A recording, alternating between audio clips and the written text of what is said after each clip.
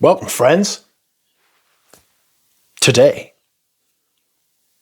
we are doing another fragrance rotation video for the week ending the 13th of April, 2025.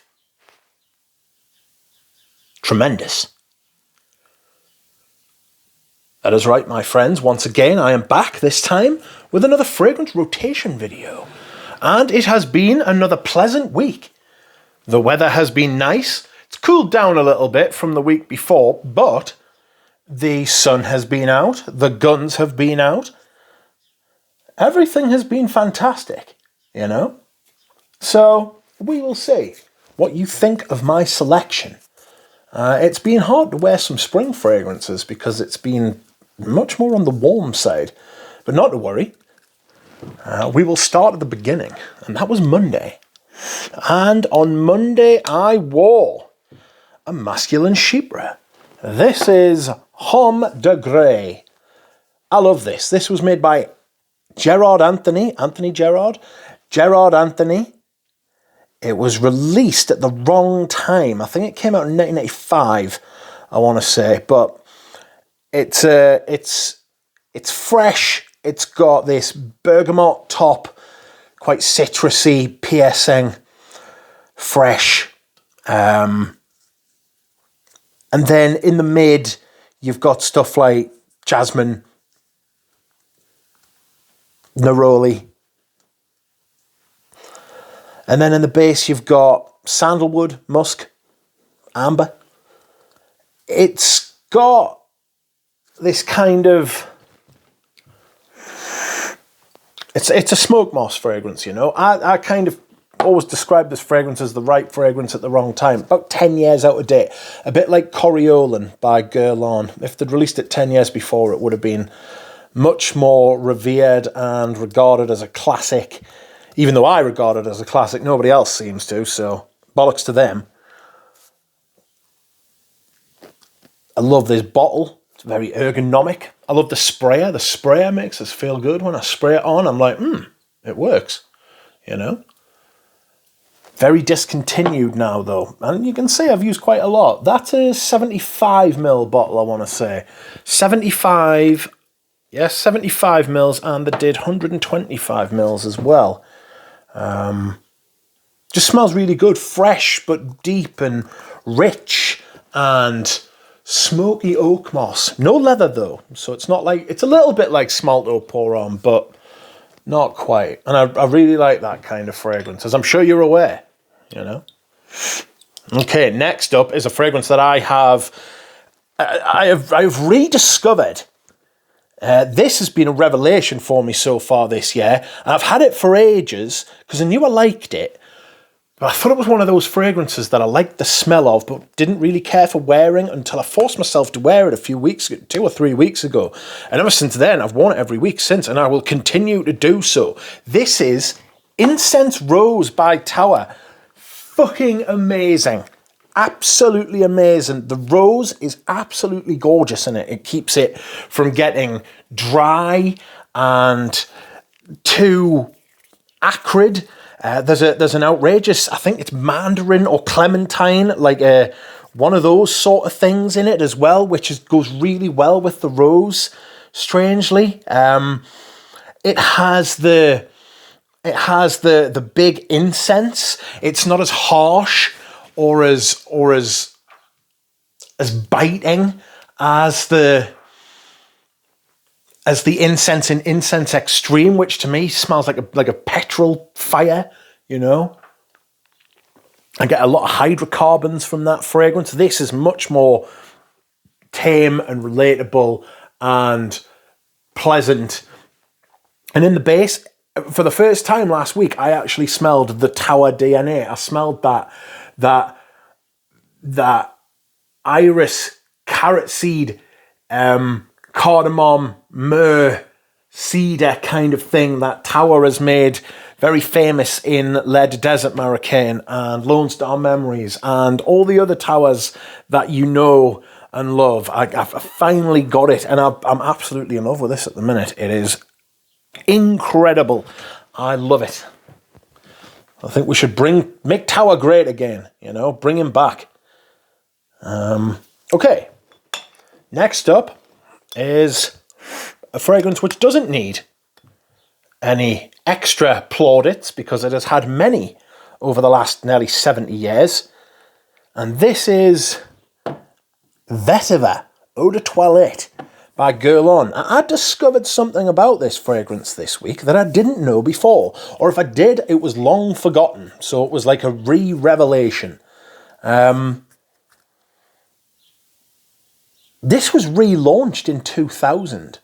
And all the versions since then have been different from the pre-2000s. And it makes total sense because the older versions are much more smoky. I've got like a 70s bottle, maybe it's even before that, and it's pitch black. It's a black, tarry vetiver fragrance. It's very lovely, it's really good, but it's very different to this dry, green, uplifting, slightly spicy tobacco vetiver. You know, this is much fresher, much more relatable. It's post Acqua di Gio vetiver. And the good thing about vetiver is you can do that. You can go either way with it. You can go many different ways with it. And they did that. So I am seeing this fragrance in a new light now. You know, relaunched in 2000 and absolutely loving it. It's a brilliant fragrance. Dress it up, dress it down, do whatever you want with it. Sensational. On Thursday, I wore a fragrance I haven't worn for a while, and I got a compliment, would you believe? This is somebody who now compliments or talks about the fragrance most of the times that I go where I go, you know? And this is Music for a While. Music for a While by Frederic Malle, an unheralded perfume. Didn't do very well. Don't think you can buy it anymore. But I love this. It's got mandarin.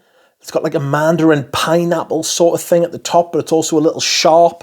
They did lots of different things with the citrus at the top, but it's mainly pineapple, a little bit syrupy from the mandarin. And then you've got this huge lavender, the same lavender that was used in the private blend version of Beau de Jour, which I absolutely love.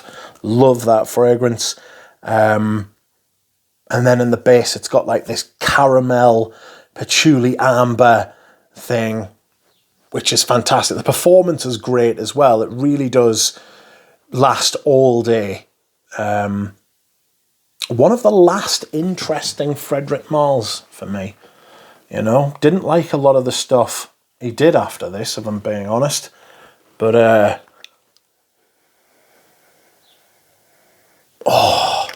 it's really, really, really good. Very distinctive. And it's gone. Apparently they do a candle. I think it's called Cafe Society. And you would think with it being called Cafe Society, it would be a coffee candle. But it's not. It smells like Music for a While. Okay, next up, you're just going to have to take my word for it. This is Kazimi by House of Matriarch. It's my little decant. I actually have a full bottle of this, but I bought a couple of decants a few years ago before I bought the bottle. This is rose. If you look up the notes on this, it's got like fucking 1,000 different types of rose in it. But what actually really comes through for me is this kind of spicy aspect. I'm not sure how I like it. It's almost clovey. It's dry. The same person who complimented Music for a While mentioned the dry spiciness of this.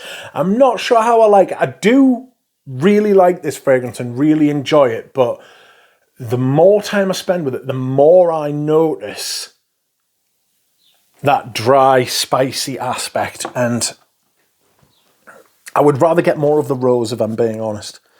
But here we are. Like I said, have a look. Look it up. Look up how many different types of rose that there are. Like there's rose attar, Bulgarian rose, rose oil, Bourbon Rose, fucking Rose West. No, not Rose West. There's all the different roses in there. It's very, very rose heavy. Christy Michelle would have you believe. Yesterday, Saturday even, I wore a classic. I've worn this a couple of times now, and I really enjoy this. And this is Gucci Nobile. Vintage Gucci Nobile. Big lavender, fougere, Italian, clean green machine. It's fantastic. It's got this absolutely amazing, clean, fresh lavender in it. There's rosemary at the top. It's green in the middle. It's got geranium, rose, maybe some jasmine as well. And then the base, it's got a smoke moss. Again, smoke moss. Once more, we are in the smoke moss void. Big patchouli in the base as well. Just a fantastic fragrance. Prices for this are mental now. I like this in the same vein that I like Smalto Pour-On. And last but not least, my scent of the day, and it is one of my favourites, and this is Pavarotti. I am tempted to buy the other Pavarotti fragrance, which strangely I've never owned before. So I might get a bottle of that and just see what it's like. You know, if it was made by the same perfumer, which I'm not sure it was, but, you know, if it's in the same vein, if it's got like the same kind of direction behind it, doesn't have to smell the same. Obviously, it's not going to smell the same. There'll be no point in buying it.